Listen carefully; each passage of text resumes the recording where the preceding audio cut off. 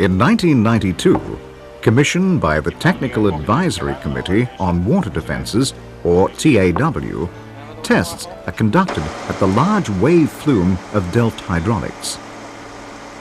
The main purpose of the tests is to determine the relationship between earlier established overtopping criteria on dikes and the experience of these criteria in practice.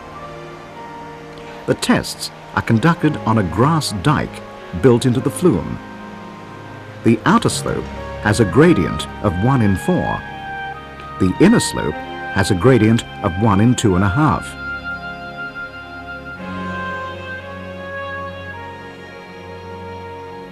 The guidelines for the design of river dikes lists 3 criteria for wave overtopping.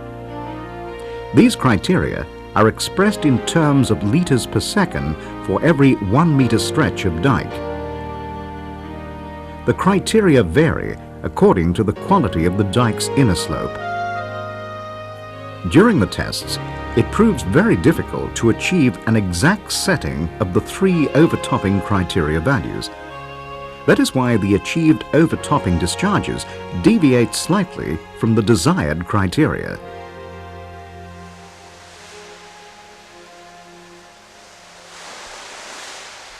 For dikes with a thick and well-maintained grass cover on the crest and inner slope, an amount of overtopping of 10 litres per second for every 1 metre stretch of dike is considered acceptable.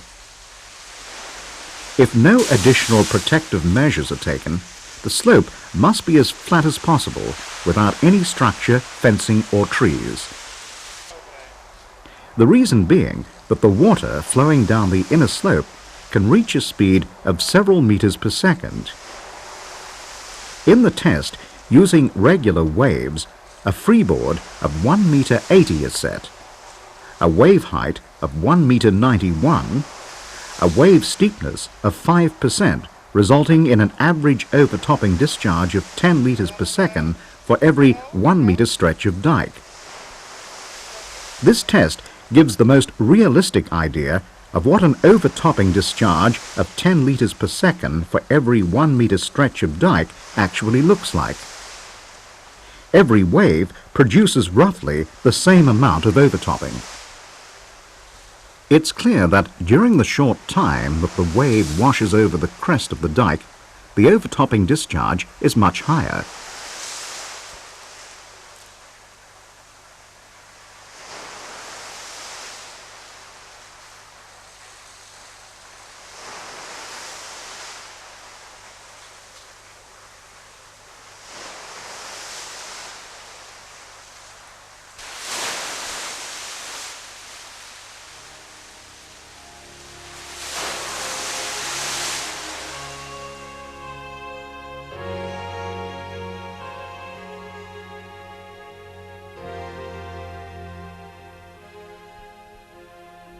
With irregular waves, however, of the kind that occur in nature, not every wave will overtop.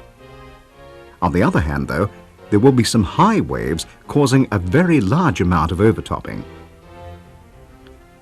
With an average overtopping discharge of 10 liters per second for every 1 meter stretch, there will be occasional peaks of 300 to 400 liters per second. With such waves, more than 1 cubic meter of water will wash over every 1 meter of the dike's crest.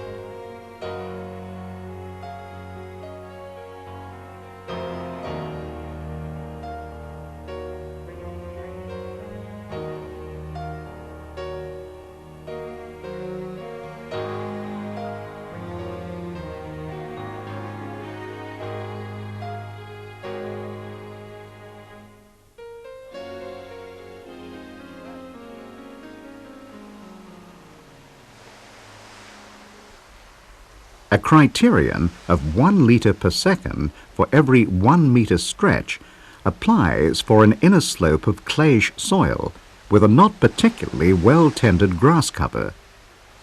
Here too, it's the larger waves that cause most of the overtopping discharge. Because a low overtopping discharge is set, it may take some time before an overtopping wave occurs.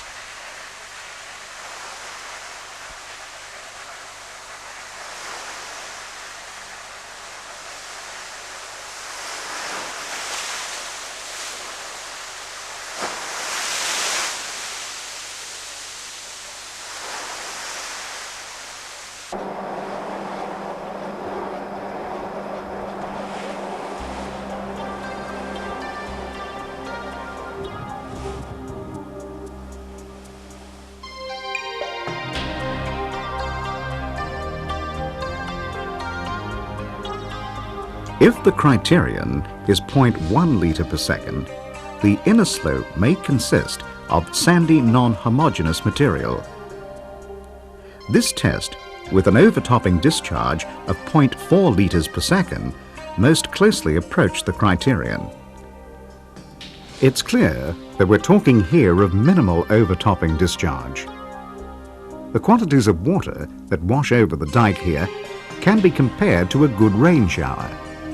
So, the criterion of 0.1 litre per second means hardly any overtopping at all. Consequently, overtopping waves occur very seldom, and therefore it may take a long time before one can be noticed.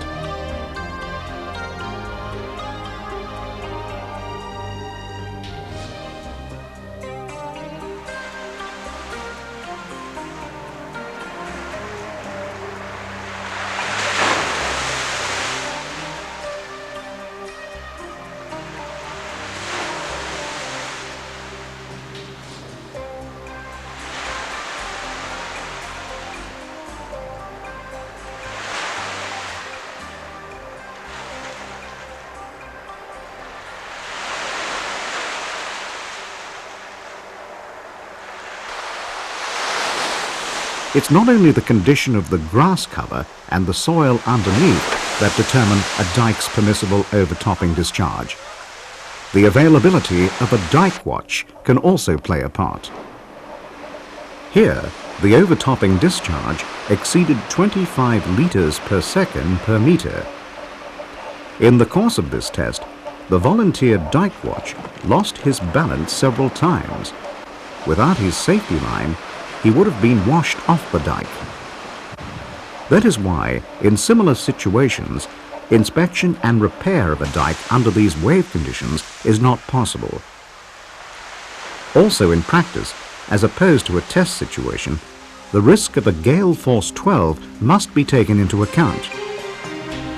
In those circumstances, a dike supervisor on the spot must consider it inadvisable to send a dike watch along the dike.